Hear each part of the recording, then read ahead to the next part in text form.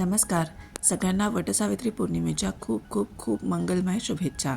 आजच्या सकाळची सुरुवात करूया छानशा पूजेच्या तयारीने. आज आहे वटसावित्री पौर्णिमा.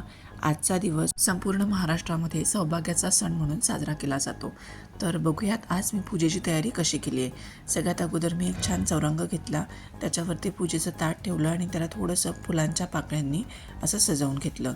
त्यानंतर हळदी कुंकवाचा करंडा, अक्षत, कुंकवामध्ये लाल रंगाच्या अक्षता तयार करण्याची पद्धत आहे आमच्याकडे. काही ठिकाणी हळदीमध्ये किंवा चंदनामध्ये पिवळ्या रंगाच्या अक्षता पण बनवून घेतात. मग मी या ठिकाणी पानाचा विडा ठेवलेला आहे, तुपाचा दिवा घेतलेला आहे तयार करून फुलवातमध्ये, ब्लाऊज पीस घेतलं आहे ओटी भरण्यासाठी. त्यामध्ये आंबा हे फळ आजच्या सणासाठी सगळ्यात महत्त्वाचं मानलं जातं. आंब्यानेच आपण ओटी भरतो आजच्या दिवशी. मग आंबा घेतला आहे, इकडे ओवाळण्यासाठी अगरबत्ती, धूप घेतलेला आहे. त्यानंतर आपल्याला वडाला फेऱ्या मारायच्या आहेत, त्यासाठी मी घेतलेली आहे दोऱ्याची गुंडी, ओटीचं साहित्य घेतलेलं आहे, कापूस वस्त्र घेतलेलं आहे, वडाला आपण अर्पण करतो त्यासाठी.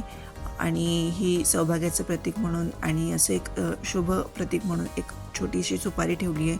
फुलं पूजेसाठी सर्वात आवश्यक आणि महत्त्वाची म्हणून फुलं ठेवली आहेत. त्यानंतर मी इथे प्रसाद घेतलेला आहे. यामध्ये मी काजू बदाम तुकडे करून घातलेत, थोडीशी खडीसाखर आणि थोडेसे मनुके. वडाला अर्पण करण्यासाठी म्हणून पाणी फेऱ्या मारताना आपण वाहतो म्हणून पाणी घेतलं आहे. आणि इथे सुवासिनींची ओटी भरण्यासाठी म्हणून मी 5 आंबे घेतलेले आहेत आणि गव्हाने मी ओटी भरते दरवर्षी, त्यामुळे गहू घेतलेले आहेत. अशा प्रकारे माझं पूजेचं सगळं साहित्य मी तयार करून घेतलं.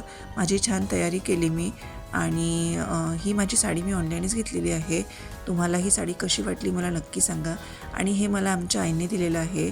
सो मी हा छानसा रुमाल याच्यावरती पांघरून अशी माझ्या पूजेची तयारी केली. छान तयार झाले आणि मी निघाले पूजेला. पण त्या अगोदर ऑफकोर्स खूप सारे व्हिडिओज आणि फोटोशूट झालेलं आहे, कारण मला काही रील्स वगैरे पण बनवायच्या होत्या.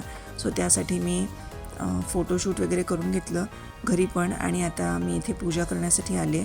घराच्या जवळच आहे वडाचं झाड, अगदी अनेक आहेत झाडं.